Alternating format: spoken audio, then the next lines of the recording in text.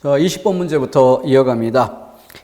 이게 가작품에는 고전시가가 나와 있는데 지금 밑줄친 부분으로 강조되어 있기도 하면서 이 무릉이란 단어가 나오죠. 무릉도원. 그래서 작품 내용이 어떤 것일까 하는 것을 이 한 단어만 보더라도 바로 직감할 수 있는 그런 내용이고요. 나작품 같은 경우에는 김영랑의 5월. 김영랑 하면 또 우리가 공부 안 할 수 없는 대표 작가죠. 그래서 현실 참여적인 문학과 대비되는 순수문학. 그래서 1930년대에 순수 예술성을 추구했었던 큰 그 시의 흐름, 이 연장선에서 이해를 해야 될 것입니다. 자, 20번 문제. 화자가 지닌 공통된 태도. 바라보고 있는 풍경에서 자연의 아름다움을 느낀다. 크게 무리가 없죠. 두 번째, 자연의 섭리와 자신의 삶을 대조한다. 앞에서도 여러 차례 나온 바가 있어요. 이 대꾸라는 말과 대조라는 말을 혼동해서는 안 되는 거죠. 형식적 자임이 유사하면 내용이 같든 내용이 반대되든 관계없이 형식적 자임이 같은 걸 대꾸라 하고, 대조는 내용의 상반성이죠. 내용의 상반성. 자, 그러면서 결핍감을 느끼고 있는가?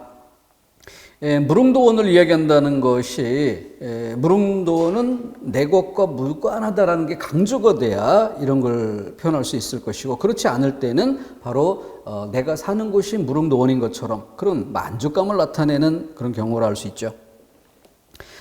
세 번째, 조만간 일어날 자연 환경의 변화에 대한 기대감. 자연 환경 변화에 대한 기대감 전혀 어울리지 않는 것들이죠. 자연으로부터 멀어진 인간의 삶에 대해 회의적이다. 자연으로부터 멀어진 것을 얘기하는 것조차도 아니고 그것에 대해 회의적이다라는 것도 또한 틀린 내용이죠. 전혀 맞지 않는 것이 앞뒤에 배치되어 있습니다. 자, 기억의 의미, 무릉, 지상낙원. 이건 문제도 아니죠. 다음, ASD. 들길은 마을에 들자 붉어지고 마을 골목은 들러 내려서자 푸르러졌다. 그래서 색감, 자아내는 색감, 마을과 들이 자아내는 색감. 여기서는 붉어지고 푸르러졌다라고 했기 때문에 대조라는 의미까지 더 부각을 해도 문제가 없죠. 다음 B, 바람과 햇빛과 보리가 더불어 빚어내는 장면을 형상화하고 있다. 바람은 넘실 천이랑 만이랑, 이랑이랑 햇빛이 갈라지고 보리도 허리통이 부끄럽게 드러났다. 그래서 앞에 제시된 단어 그대로 바람은 또 햇빛 그리고 보리도 그 부분을 이야기했고, C는 꾀꼬리들이 이리저리 함께 날아다니는 동작을 표현한다. 꾀꼬리도 여태 혼자 날아볼 줄 모르나니 암컷이라 쫓길 뿐 순놈이라 쫓을 뿐. 그래서 쫓기고 쫓는, 그러나 그 자체가 공격과 도망감 이것의 문제가 아니라 암컷, 수컷이라고 했으니까 어울려라는 표현으로 이해를 해야 되겠죠. 함께. 자, D. 사철 내내 변함없는 산봉우리라고 했어요. 얇은 단장하고 아양 가득 차 있는 산봉우리야. 지금 시의 제목이 5월이다. 5월. 이걸 연결지어 봐야죠. 얇은 단장이라고 하는 것은 바로 우리가 흔히 말하는 녹음이 이제 막 엷게 피어나는, 한여름이 되면 녹음이 무성해지겠죠. 근데 아직은 그러지는 않은, 그래서 여기 엷은이라는 것은 그렇게 봄의 새싹이 막 돋아나는 것을 얇은 단장이라고 표현했음을 알 수 있죠.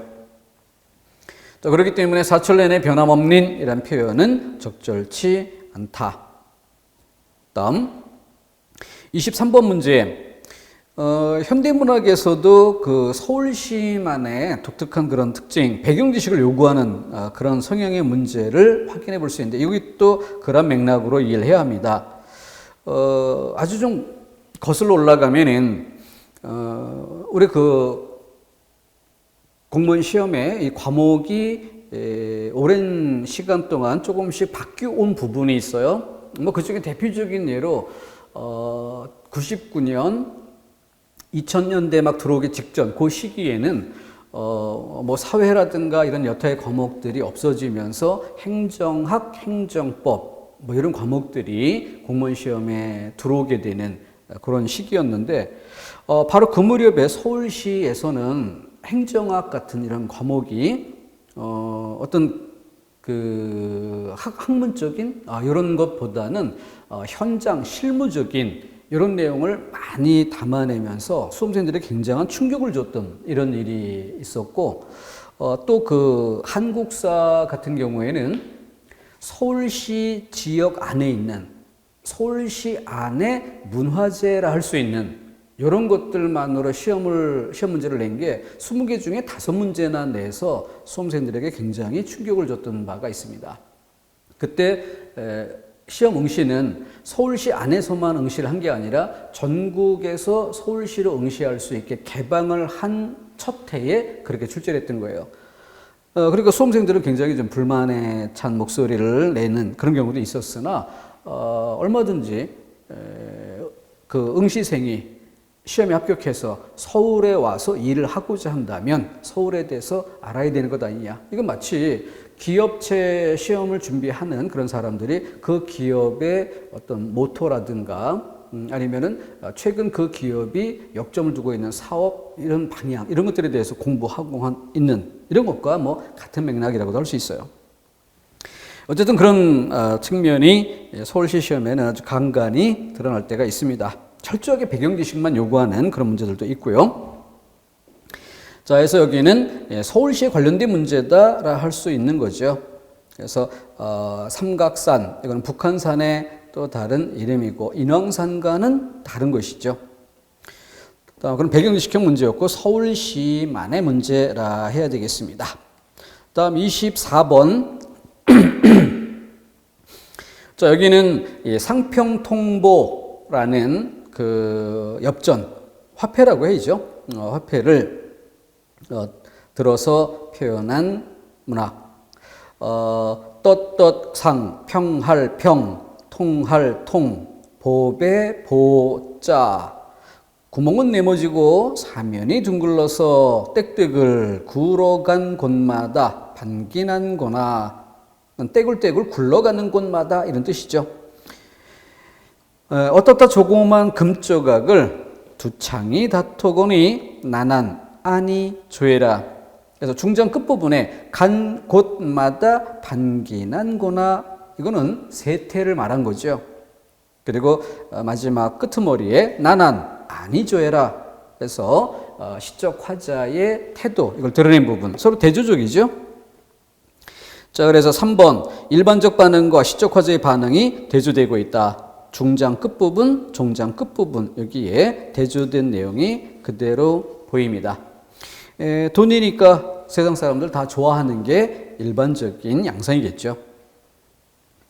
다음 25번 제 너머 송건농 집에에서 뭐 출제에 자주 인용이 됐던 작품이죠. 화자는 소박한 풍류를 즐기며 살고 있다. 박차라는 표현에서 역동성과 생동감을 느낄 수 있다. 언치노아는 엄격한 격식을 갖추려는 태도. 아해는 화자의 의사를 간접적으로 전달하는 존재이면서도 대화체로 이끄는 영탄적 어구. 대략 읽어보더라도 지금 그 1번의 소박한 풍류 이런 것들이 나왔는데 그런 것과 3번의 엄격한 격식 이런 얘기는 잘 어울려 보이지 않죠. 이런 걸 좀 대비하는 관점에서 기본 맥을 잡고 점검에 들어가는 게 필요합니다. 수험생들 입장에서는 이 고어로 표기된 것에 익숙하지 않은 이런 면이 있고 그러다 보면은 이게 부담스럽기 때문에 단어 하나하나에 집착하고 그러다 보면은 접근하는 시각이 상상 이외의 아주 기발한 황당할 정도로 기발한 그런 방식으로 접근하는 경우도 있습니다. 자, 그래서 선택지를 서로 견주어보면서 대강의 맥을 잡는 이것이 시간을 줄이고 점검의 집중점을 꼬집어내는 이런 역할이 될 수 있지 않을까 싶습니다. 그래서 엄격한 격식, 이게 아무래도 어울리지 않는다는 방향에서 가야겠죠. 여기서 그 언치노하 지질타고 해서 언치, 이걸 모르지 않느냐. 이러고 다 미리 공부하고 있어야 풀 수 있는 거 아니냐 이렇게 오해하면 안 되고요. 이걸 몰랐다. 그럼 모르는 상태에서 전체적인 맥락을 봐야죠. 초장에서 제 너머 송건농 집에 송건농이 뭔지 몰라도 그냥 누군가 사람인가 보다라고 하면 되죠. 누구누구의 집에라고 돼 있으니까 술릭단말 어제 듣고 술이 익었다는 말을 듣고 그리고 난 이후에 나의 반응이에요. 그리고 눈소 발로 박차, 누워있는 소를 박차고 타고 갑니다. 말도 아니고 소예요. 그럼 이 언치, 이게 뭔지 몰라도 말과 관련 지으면 좀 더 뭔가 품이 있고 격식이 있고 고급스럽다 이렇게 할 수 있지만 소하고 연결하게 되면은 뭔지 몰라도 그런 방향은 아니겠죠. 그래서 그런 맥락을 보고 또 언치노와 짖을 타고 그런 뒤에 아해야 네 권능 계시냐. 여기서 이 작품의 생동감은 뭐예요? 소를 타고 그리고 중간 과정이 생략돼 있어요. 이미 도착해 있죠. 상대집 앞에 가서 내 권능 계시냐 하고 이야기하는 것으로 생략과 비약 이런 것들이 좀 역동성, 생동감 이런 것들을 더 크게 한다라고 볼 수 있죠. 2번 선택지는 박차라는 것으로 그것을 설명해냈습니다. 자, 3번이 틀린 것이고요. 특정 단어를 모른다고 해서 틀릴 문제는 아니다. 전체적인 맥락과 흐름을 보자는 것으로 정리합니다. 26번. 시조니까 짤막한 건 뭐 크게 어려울 것도 없죠. 대개 시조의 주제라고 하면은 종장에 나타나는 것이 또 일반적인 특징이기도 하고요. 바로 이것은 앞서 19체 향가, 그래서 기, 서, 결 이런 맥락으로 볼 때 그 결에 해당되는 19체 중에 마지막 9번째, 10번째 행에 해당되는 그게 바로 시조로 연결을 지으면 종장인 거죠. 우리 난 천성을 지키어 삼긴 대로 하리라. 이 부분에 나타나 있습니다. 천성을 지키어. 자, 그랬을 때 2번에 선교하면 뭐 잘 사귐 이런 정도로 해석해야 되겠죠. 천성을 지켜 생긴 대로 하리라. 이런 건 뭐 거리가 먼 얘기죠. 그 다음에 3번에 준법 그리고 4번에 독학 이런 것들이 있는데 1번에 솔성, 솔성이 뭐예요? 천성 그대로를 따른다라는 뜻이죠. 자, 그래서 어느 면에서는 26번 문제는 한자 문제, 한자 뜻풀이 문제라고도 해야 할 것입니다. 질문의 양성은 이 본문의 내용을 파악하고 그에 어울리는 단어를 짝지으라라고 했지만 사실은 선택지의 단어 뜻만 알면 답이 쉽고 선택지 단어 뜻을 모르면 문제가 어려워지는 이런 양상이죠. 그래서 여기는 그만큼 한자 비중이 높아진 경우라 하겠습니다. 다음 27번 공간 개념은 시간 개념으로 바뀌어 표현되곤 한다 하고 그 예라고 했죠. 그래서 여기서 답을 3번으로 해야 되겠죠. 바로 밤 한허리 버현해요. 그래서 여기는 앞서 설명드렸던 것처럼 정확하게 공간 개념보다는 일단 실이라는 줄이라는 사물 개념으로 바꿨다. 구체적인 사물로. 추상적인 시간 개념을 구체적인 사물로. 이런 정도가 더 정확히 맞아떨어지는 거예요. 그런데 뭐 딱히 시간을 공간으로 바꾼 이런 정도는 드러나 있지 않습니다. 일본의 경우 어저 내일이야 그릴 줄 모르다냐 여기에는 비유나 이런 것들 하나 쓰지 않고 자기의 생각을 있는 그대로 드러낸 방식을 취한 거죠. 아, 내가 하는 일이야. 그리워할 줄 몰랐던가. 있으라 라고 말 한마디만 했더라면 갔겠는가마는 자기가 구태여 보내놓고 그리고는 뒤늦게 그리워하는 정은 나도 몰라 한다. 어디에도 그런 것들이 드러나 있지 않죠. 두 번째, 청산은 내 뜻이여 녹순한 님의 정이. 그래서 청산과 녹수의 님의 정, 나의 뜻 이걸 담아내는 그러니까 여기는 비유라고는 할 수 있는데 그것이 시간 개념, 공간 개념 뭐 이런 정도의 짝은 아니다. 그 정도는 구별이 될 것이고 이런 정도 그러니까 어느 면에서는 소거법으로 거리가 먼 곳을 지워내는 것으로 답이 명료화될 수 있다. 이렇게 봐도 좋을 겁니다. 그 정도.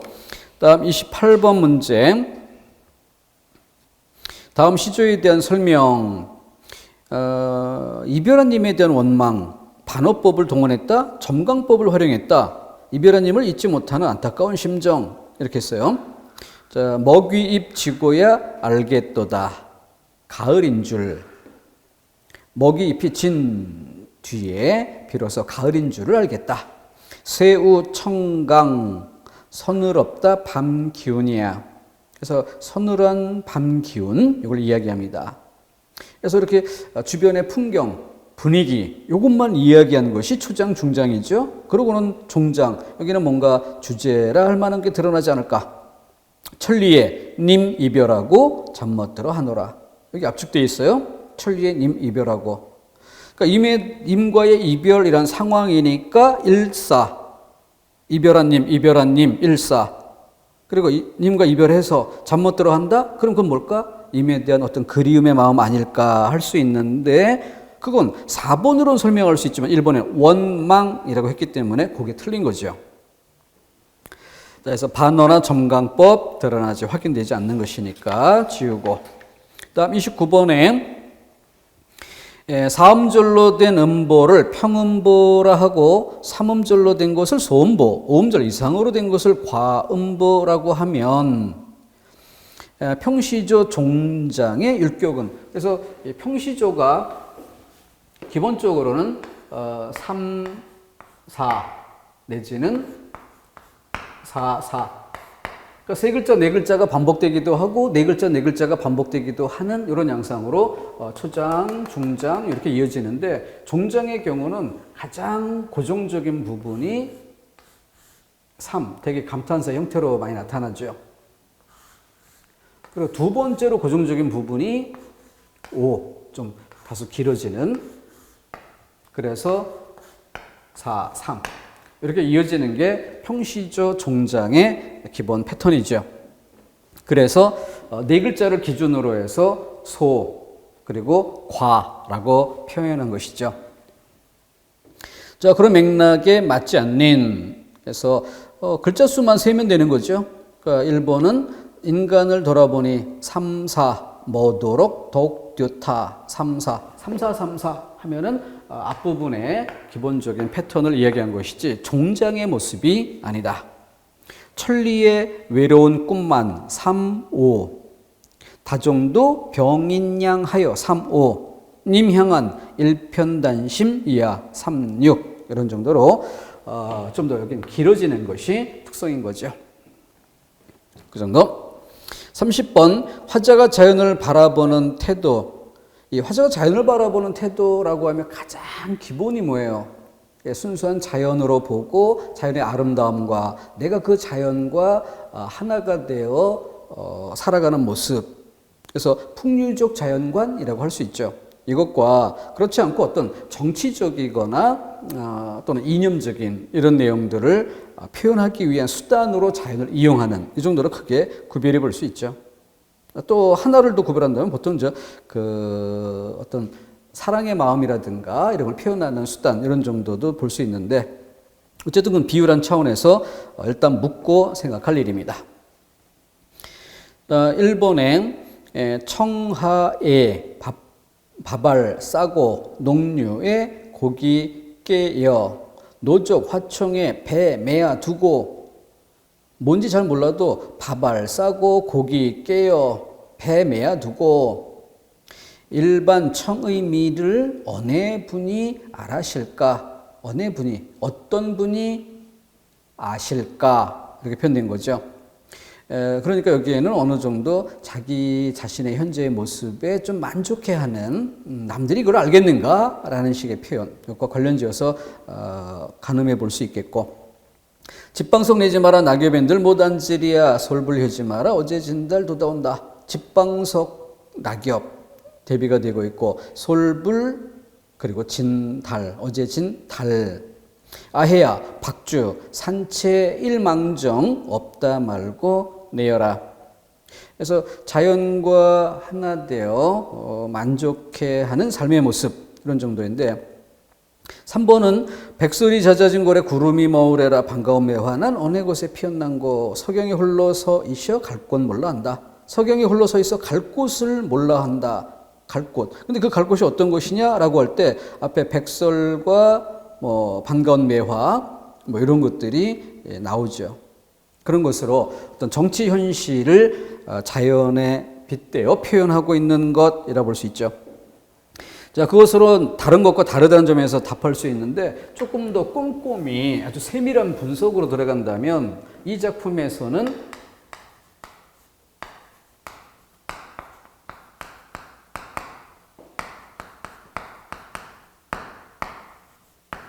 백설이 잦아진 걸에 구름이 머으래라 라고 할 때 반가운 필제 감정이 그대로 드러나는 단어가 쓰이고 그 뒤에 매화가 사용됐어요. 자, 그래서 여기는 매화와 백설을 대조적으로 이렇게 보는 것과 함께 구름에도 대조적으로 봐야 한다는 점. 그래서 이걸 좀 부정적인 것이라고 해석을 한다면 기존의 부정적 존재, 그것이 잦아들고 시간이 흘러 새롭게 새로운 부정적 세력. 그러니까 백설이 온 세상을 뒤덮고 있는 것 자체도 부정적이죠. 근데 그게 잦아들어요. 그러니까 좋은 세상 올까 하고 기대를 가져볼 만도 한데 그게 아니라 다른 새로운 부정적 세력이 다시 밀고 들어오는 그런 모습인 것이죠. 그래서 이 백설과 구름의 관계를 좀 더 꼼꼼히 챙겨보는 것도 생각해 둘 일입니다. 다음 31번. 다음 시중에 드러난 주제적 정서. 맨 앞에 슬프나 즐거우나 옳다. 하나 외다 하나.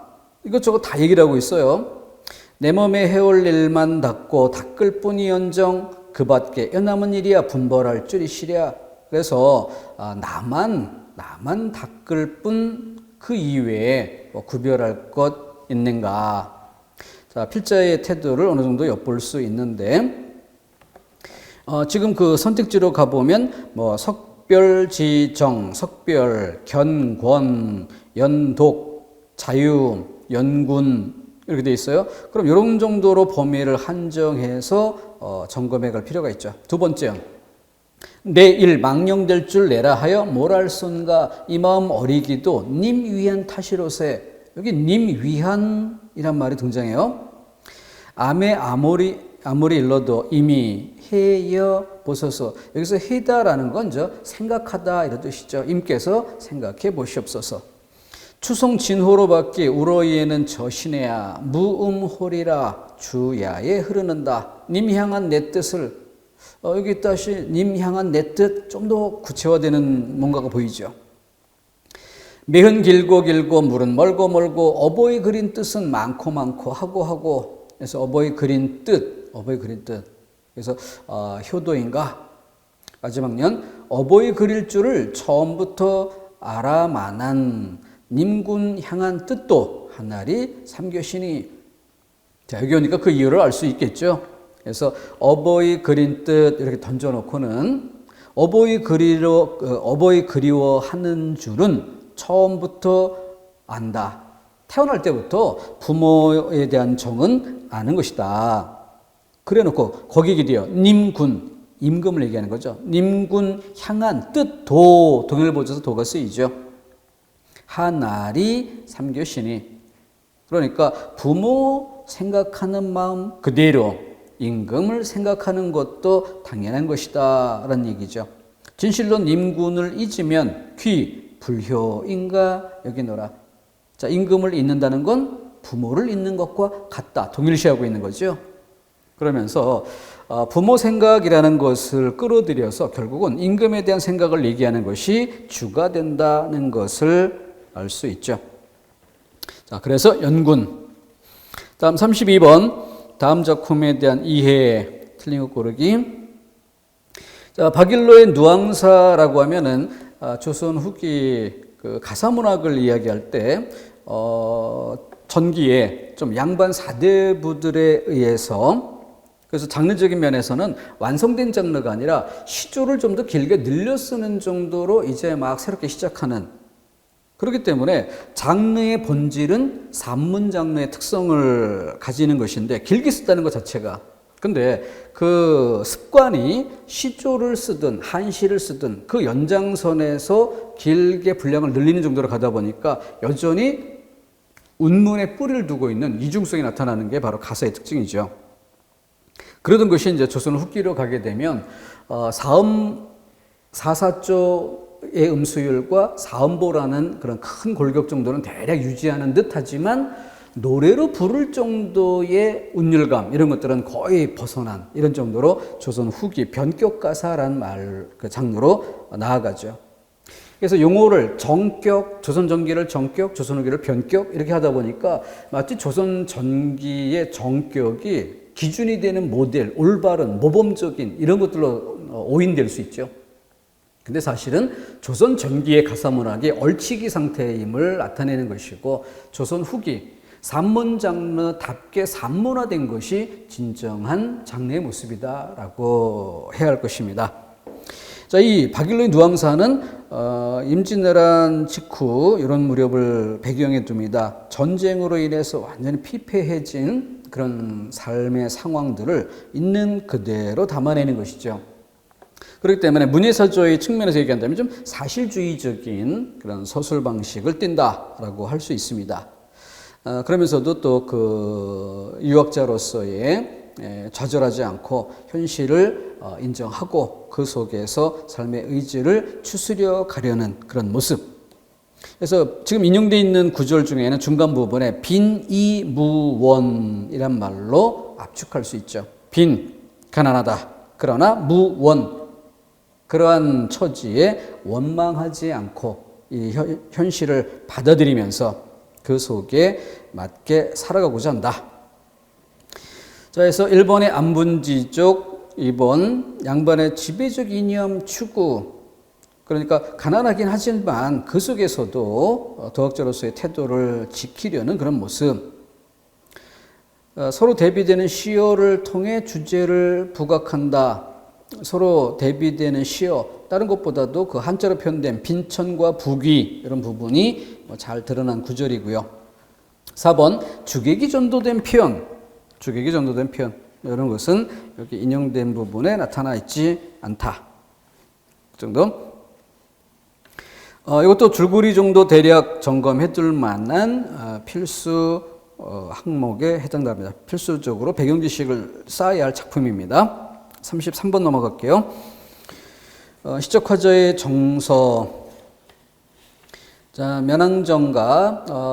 이거는 장르의 면에서 가사문학의 계보를 설명할 때 꼭 언급하게 되는 작품이죠. 자, 1번의 수간목을 벽계수 앞에 두고 송죽 우룰리의 풍월주인 되어셔라 하면은 풍월주인, 이게 뭘 뜻하는가 하는 것은 충분히 익숙한 내용이 될 것입니다. 7급 문제 다운 그런 난이도를 갖고 있다라고 볼 수 있는데, 수간모옥, 수간이라는 것은 지배 규모가 크지 않음을 나타내고, 모옥은 기와 지붕과 대비해서 띠로 풀로 지붕을 엮은, 그러니까 아주 가난한 삶의 처지 이런 정도를 나타낼 때 쓰는 거죠.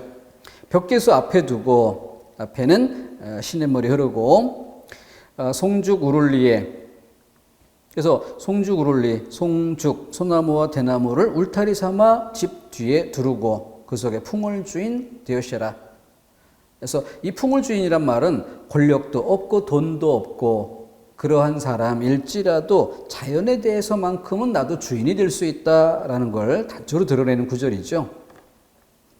자, 두 번째, 이술 가져다가 사해 고로 나누어. 술을 가져다 사해 고로 나눈다고 했어요. 근데 억만창생을 다 죽게 한다. 그래서 이 부분은 바로 애민정신을 드러낸 구절이라 할 수 있죠. 술을 억만창생을 다 죽게 한다. 온 백성들에게 즐겁게 먹고 마시고 놀 수 있게 해준다. 이런 의미로 이해할 수 있는 거죠. 더군다나 그렇게 한 후에 그제야 고쳐 만나 또 한잔 하자고야. 그러니까 애민의 태도를 먼저 다 하고 그리고 난 뒤에 너와 나가 다시 한잔 하자 이런 얘기죠. 세 번째, 모첨. 여기에 모라는 글자 1번 선택지 수간목 여기에 이미 등장하죠. 그래서 이것도 풀로 띠로 이은 처마란 뜻인데 결국은 지붕을 얘기하는 거죠. 초가집 지붕이라고 생각하면 됩니다. 모처럼 찬자리에 밤중만 돌아오니 반벽청등은 눌 위하여 밝았는고. 여기 반벽청등이란 말이 등장합니다. 그래서 이 청등, 그래서 이거 청사초롱, 그냥 파란색 등 이렇게만 표현된 것으로 보기보다는 청사초롱 이렇게 해석하는 경우가 일반적인데, 청색의 이미지를 이용했다라고 해서 또 어긋나지는 않습니다.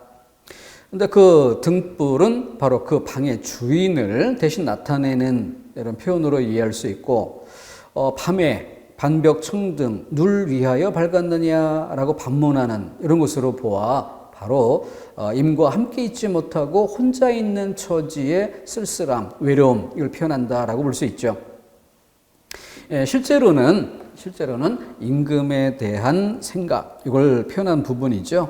그럼 일단 그런 건 배경을 고려했을 때 얘기고, 일단 구절 자체만으로 보면 사랑하는 임과 떨어져 혼자 있으면서 임에 대한 그리움을 표현한다라고 해야 하겠습니다.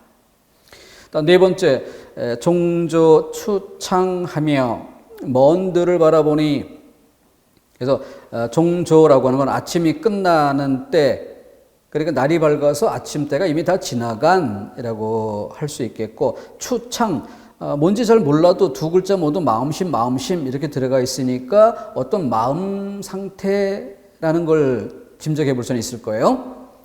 자, 그렇게 하며 먼 들을 바라보니 즐기는 농가도 흥 없어 들리나다.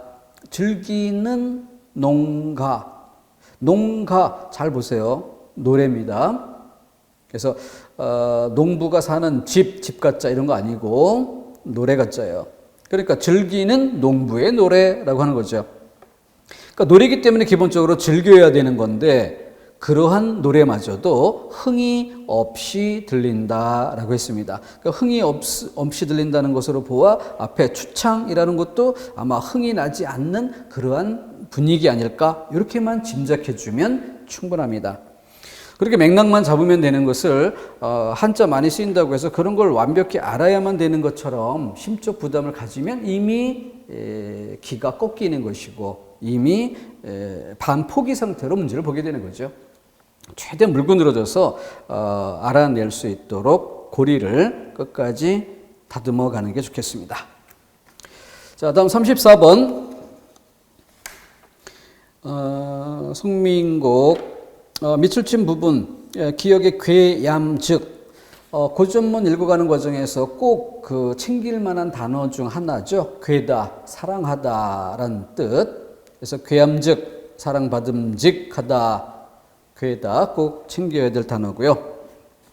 그 다음 니은, 여기서는 군 뜻이 해서 세 번째 글자 디귿을 앞에 당겨서 군 뜻, 이렇게 군 뜻. 그러면은 군 생각이라는 뜻으로 다른 생각 이렇게 연결될 수 있죠. 그래서 디귿 이래야 교태야, 이래야 이걸 3번 답지 아양이야라고 풀어놨는데 이게 연결될까라는 점이 쉽게 연결되기 어려울 수 있지만 문체를 보세요.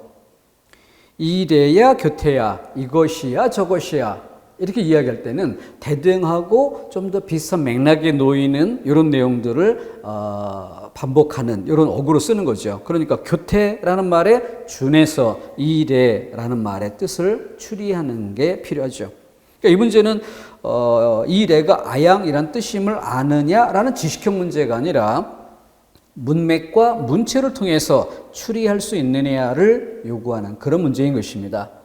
그래서 수험생이라면 기본적으로 1, 2번은 알아야 한다라고 보는 것이고 3, 4번 중에 답을 정하는 그 지점에서는 문체, 문맥을 활용하는 추리 능력을 요구하는 이게 질문의 의도라고 봐야겠습니다. 다음 35번 선상탄, 박일러의 선상탄, 박일러 하면 또 문학사적으로 기본 줄기가 이해될 수 있는 부분이 있을 거고요. 자, 기역에 상시라고 했는데 떼시자를 쓴 거예요. 날일변이 들어가 있습니다. 그러니까 상시라고 하면은 어떤 그 때를 근심한다라고 할 수 있겠고, 늙은이의 눈물이라고 했으니까 아마도 필자 자신을 얘기하는 것 아니겠는가. 천일방에 디이나다, 디이다 구경화 진행해서 지다, 떨어지다 이렇게 이해를 해야 되겠죠. 니은 같은 경우에는 오동방 문물이, 근데 오동방 문물 이게 뭐야 이런 생각이 들 수 있지만 뒤에 보면은 한, 당, 송이 등장합니다. 그리고 나서 마지막 단어가 디랴만한 뭐뭐 하겠는가만은 이란 문체로 보아 디랴, 그러니까 이건 그 기억처럼 지다, 그러니까 떨어지다, 뒤떨어지다 이런 뜻이 되는 거죠. 그런 것으로 보아 이게 오동방이 우리나라를 말하는 것이구나. 우리나라 문물이 중국 문물에 뒤떨어지겠는가마는 이런 정도의 뜻으로 이해할 수 있죠. 자, 그것이 선택지에 우리나라 문물에 대한 화자의 자부심 이렇게 있으니까 이 한당송이란 글자만 보면은 대략 맥을 연결하는데 큰 무리는 없을 것입니다. 디귿 같은 경우에는 요순군민이란 표현이 등장하게 되는데 요순시대 태평성대로 대표되는 그런 요순 시절 이걸 이야기하고 군민이라고 했으니까 바로 그런 요순 시대라 할 만한 태평성대를 구가하는 그 시대의 백성이 되어 이런 정도의 뜻이 되는 거죠. 그 정도. 다음 리을에는 전선 타던 우리 몸도 어주에, 그러니까 과거에 전선 타고 전쟁을 치르고 했었던, 하지만 전쟁이 끝났으니까 이제는 고기잡이 배 타고 일상의 삶을 사는 이런 뜻으로 이해를 해야 되는 거죠. 근데 이 부분을 4번 선택지에서 구국강병을 희망하는 이라고 했습니다. 자, 그래서 이 부분은 바로 그 전란 이후의 시기, 또 전란 이런 것들을 경험했던 것을 바탕에 두고 이렇게 쓰는 것인데, 그래서 전쟁이 끝난 이후에 가난할지언정 태평해진 그 시대에 맞게 삶의 모습을 추구한다라고 해석을 해야 되겠죠. 다음 36번. 하루도 12때 한 달도 30날 적은도 생각 마라. 그래서 거의 현대문으로 다 바꿔 정리해 놓은 부분이죠. 세 번째에 가면은 차라리 죽어서 범납이 되오리라. 가장 대표적인 구절이죠. 3인곡. 1번에 서방님 병 들여 두고 쓸 것 없어. 그러니까 서방님이 병 들었기 때문에 더 이상 두고 사용할 것이 없다. 그래서 그거를 저자에 내다 판다 이런 얘기죠. 종루 저자의 다리 팔아, 배 사고, 감 사고, 유자 사고, 석류 샀다. 아차차 잊었구나. 오화당을 잊어버렸구나. 그래서 그 오색 꽃 무늬의 사탕쯤으로 이해하면 되겠죠. 자, 그래서 서방님은 병들어 그러니까 아마 일상생활이 어려울 정도의 그런 상황인 듯하고, 그래서 세간이 됐을지 아니면 책이라도 됐을지 이런 것들을 내다 팔고 이것저것 서방님 먹을 만한 것을 사다 놓는 그런 마음. 두 번째는 갓나희들이 여러 층 이오매, 송골매도 같고 줄에 앉은 제비도 같고. 자, 이걸 해석하는 게 쉽지 않을 수 있을 거예요. 근데 송골매도 같고 줄에 앉은 제비도 같고 백화 원리의 두루미도 같고 녹수 파란의 비오리도 같고, 이렇게 여러 가지 새의 비유를 하고 있다. 여러 가지 새의 비유를 하고 있다. 근데 그게 뭐냐? 종정에 가니까 그려도 다 각각 임의 사랑이니, 각각 임의 사랑이니 이런 얘기를 보면서 비로소 이게 각자 다 사랑이 있다. 즉 자기 나름대로의 짝이 있다. 이런 정도의 뜻으로 맥을 잡을 수 있죠. 그래서 개일색인가 하노라. 여기서 일색이라는 건 가장 예쁜이라는 뜻이죠. 그러니까 모두가 다 가장 예쁜이라는 건 종정에 와서의 얘기이고, 앞에 전제가 뭐예요? 각각 임의 사랑이니, 각각 짝이 있는 것이고, 각기 짝이 있다 보니까 자기 짝의 눈에는 다 일색으로 보인다. 이런 의미임을 알 수 있을 겁니다. 그럼 그런 정도의 각각의 짝을 얘기했고 각각의 사랑을 얘기했고 그로부터 일색이라고 말할 정도면 이 중장에 여러 가지 송골매, 제비 두루미, 여러 가지 새에 비유했던 이 대상은 뭐냐? 라고 하면 맨 앞에 갓나히, 이건 바로 여자를 이야기하는 거구나 라는 점을 미루어 짐작할 수 있죠. 뒤에 것에 기대어 다시 맨 앞에 갓나히가 뭐냐? 이렇게 파악해야 하는 독해가 좀 많이 활용되어야 하는 그런 작품입니다. 3번에는 공명도 날거리고 부귀도 날거리니 해서 잘 드러나 있죠. 뭐 마지막에 아모타 백년 행락이 이만한들 어떠하리, 이거 가지고도 정리할 수 있겠고, 네 번째, 내 임을 그리워하여 울고 있나니 산접동세 난 이스타요이다 해서 이별한 님에 대한 그리움, 이걸 표현하고 있는 것으로 바로 가장 잘 맞는다. 37번 양식적 특징을 물었어요. 양식적 특징, 서울시 7급입니다. 문학사 문제죠. 그래서 직중별 특성이기 때문에 국가직, 더 특히 또 구급 쪽에서는 크게 신경 쓰지 않아도 좋을 내용입니다. 자, 조선왕조 창업과 번영을 송축하기 위하여, 그래서 이건 악장을 얘기한 설명이죠. 19채, 이건 향가에 대한 얘기고, 세 번째, 조선 후기 시정에서 직업적, 반직업적 소리꾼에 의해 직업적, 반직업적, 그래서 잡가죠. 판소리 같으면은 전문성을 요구하는 장르란 점에 차이가 있습니다.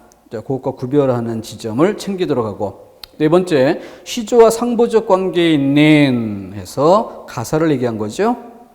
자, 이런 정도면 4번이 적절하다. 그래서 세 글자, 네 글자 정도를 한 덩어리로 해서 이렇게 3, 4 내지는 4, 4 이렇게 4음보조로 끊어 읽어보는 것도 좋을 것입니다. 자, 38번 농가 원령가라고 했고요. 그 다음 인용문이 4월이라.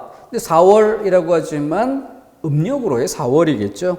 그럼 적어도 요즘 우리가 그 양력을 쓰는 것에 기대어 본다면은 한 달 정도 시차가 생기는 건 기본이다. 이 정도는 다들 알고 있을 겁니다. 그래서 5월쯤으로 이해를 해야 되겠는데, 결정적인 부분이 뭐예요? 4월이라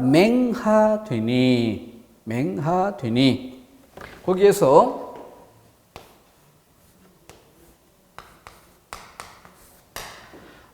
맹하, 이 맞이를 이야기하는 것이에요. 그러니까 이 글자는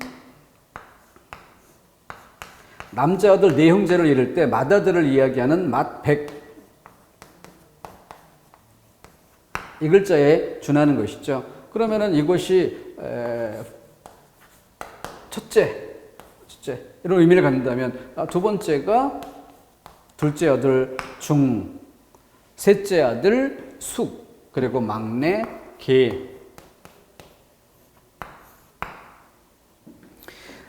자, 그래서 맹하라는 것이 바로 여름은 여름이되 여름을 셋, 넷 어떻게 나누든 그 시작, 이런 정도를 생각할 수 있죠. 따라서 입춘, 우수, 경칩, 춘분, 청명, 고구, 다 이런 것들은 이제 겨울에서 봄으로 넘어올 때, 그리고 봄, 이런 절기라는 점을 알 수 있고, 4번에 입하, 여기 또 하가 나오니까, 그래서 여름. 그래서 그런 정도로 답을 풀어갈 수 있습니다. 그래서 24절기에 대한 문제는 자주 기회가 될 때마다 말씀드리지만, 이 계절적인 차이, 이런 정도 선에서 암기하는, 그 정도면 되는 거지, 봄 안에 뭐 4개 절기가 있는데 봄 안에 4개 절기의 순서가 뭐냐 이렇게 묻는 건 적절하지 않다는 거죠. 그렇게까지 암기하려고 할 필요는 없는 것이고, 또 가을 같은 경우에는 그 이슬이라는 말과 설이라는 말의 순서, 뭐 이런 거 얼마든지 따질 수 있는 거 아니에요. 아무래도 이슬이 먼저고 그게 이제 기온이 더 차가워져야 설이가 되는 거니까, 그런 한자를 활용하는 것, 이런 것들을 맥으로 잡을 수 있어야지 무턱대고 암기하는 것만이 능사는 아닐 것입니다. 다음 39번에 고공가, 여기는 보통 그 화답가라고, 그래서 현대시에도 이런 연장선에서 화답가의 관계에 놓이는 이런 작품들이 있죠. 고공가와 고공답 주인가. 자, 지시문에서 조정의 신화를 비유한다라고 했어요. 그리고 그걸 전제로 해서 이해한다. 그러면은 처음에 한 어버이 처음. 그래 이 왕조 처음이니까 그래서 이제 태조 이성계 시조라 할 수 있죠. 이렇게 연결을 지은 것이고 여드레 가리 텃밭을 여드레 가리에서 8일 동안 갈 만한 텃밭 이렇게 얘기를 했는데 그 8일을 조선 팔도 각 지역 8연 숫자를 연결해 본 거죠. 자, 그런 식으로 그래서 리을 같은 경우에는 강도, 화를 빼면 강도죠. 강도의 가산이 탕진하니 그래서 이걸 국가적인 차원으로 보면 외적의 침입으로부터 강도 당하듯 그렇게 빼앗긴 이런 상황이라는 걸 연결할 수 있죠. 디귿 같은 경우에는 호수를 시기하는 듯이라고 했습니다. 그러면은 요사이 고궁들은 생각이 아주 없어 밥사발 크나 작으나 동옷이 좋고 구주나 마음을 다투는 듯 호수를 시기하는 듯 무슨 일 감겨들어 흘깃할깃 하는가. 자, 이렇게 따져 묻는 듯한 태도를 취하는데 그러면 그렇게 마음을 다투는 듯 시기하는 듯이라고 표현된 그 대상인 뭐냐 이런 점인데 거기서 이제 임금이라고 하면 임금이 시기할 대상인가 라는 맥락에서 풀어봐야죠. 그래서 여기 머리 숫자 우두머리를 뜻하는 의미죠. 그래서 뭔가 우두머리인 것 같은데 이거는 임금 정도는 아니고 임금 밑에서 일하는 고위 관료쯤으로 보아야 한다. 자, 문맥적인 의미로 전체 구도를 잡아가는 그런 정도로 풀어야 할 문제였습니다. 자, 그 정도에서 일단락 짓고 나머지 문제 끊었다가 또 이어가도록 하겠습니다. 쉬어갑니다.